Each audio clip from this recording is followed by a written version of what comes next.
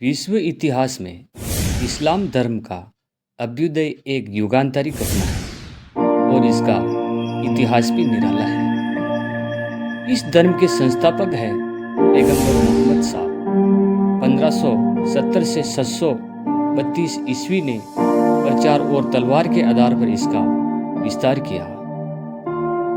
उनके बाद अरबों, ईरानियों और तुर्कों ने इस्लाम धर्म तथा साम्राज्य के साथ प्रचार प्रसार में प्रमुख भूमिकाएं निभाई है। 1100 वर्ष से कम समय में इसका विस्तार पश्चिम में अटलांटिक समुद्र से पूर्व में सिंधु नदी तक और उत्तर में कैस्पियन सागर से दक्षिण नील नदी और घाटी तक हो गया। नमस्कार मित्रों, मेरा नाम जगदीश है और आप देख रहे हैं हमारा YouTube चैनल देसी कल्चर। अब भारत में तुर्की शासक की स्थापना कब हुई और अरबों का प्रवेश, तो बने रहिए दोस्तों हमारे इस वीडियो में।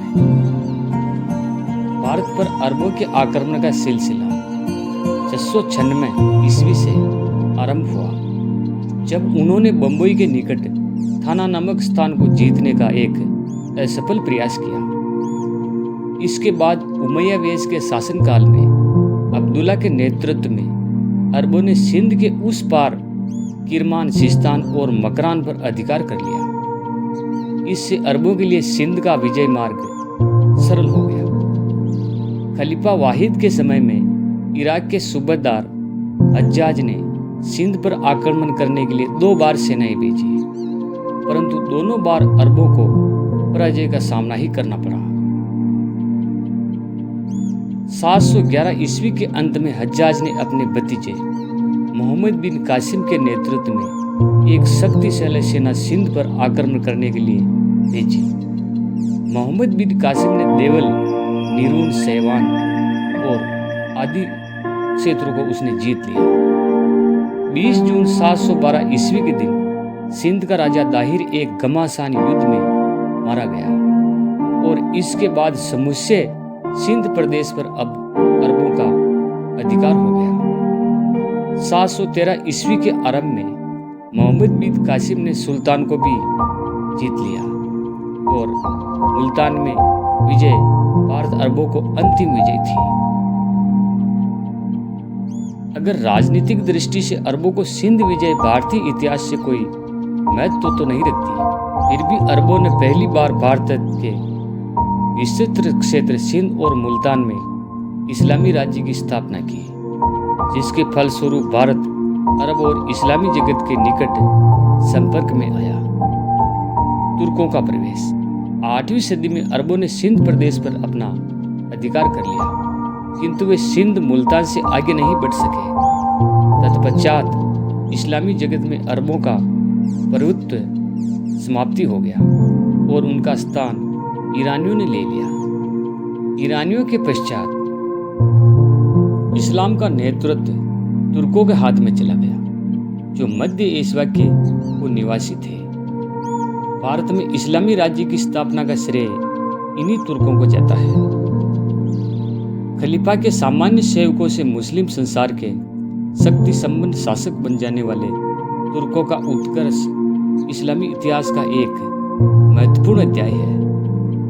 किंतु तुर्कों में न तो अरबों जैसी सूझबूझ थी और न ईरानियों जैसी शिष्टता। वे भौतिकवादी थे और तलवार की शक्ति में ही वो विश्वास करते थे, यानी जिसकी लाठी उसकी भैंस में ही वो विश्वास करते थे। फलस्वरूप वे अधिक क्रूर बन गए। भारत पर प्रारंभिक धावे करने वाले तुर्क गजनी राजवंश के थे। गजनी पर अफगान पहाड़ियों का मध्य स्थित 962 ईस्वी में अलप्तगीन नामक एक दास ने अपने पुत्र शासित तुर्क अनुयायियों की सहायता से गजनी पर अधिकार कर लिया और गजनी वंश की नींव रखी। वैसे इस वंश का मूल नाम यामिनी वंश था। 963 ईस्वी में अलप्तगीन की मृत्यु के बाद उसका पुत्र इस हक गजनी का शासन कर रहा और 3 वर्ष बाद उसकी मृत्यु हो गई। उसने सेनानायक बलक्तगीन के गजनी का सिंहासन हथिया लिया। 972 ईस्वी में उसकी मृत्यु के बाद उसके एक दास पिराई ने गजनी के सिंहासन पर अधिकार कर लिया।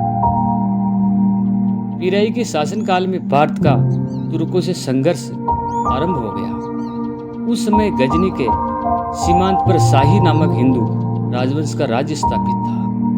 यहाँ का शासक जयपाल अपने पड़ोस में शक्तिशाली इस्लामी राज्य को सहन नहीं कर सका।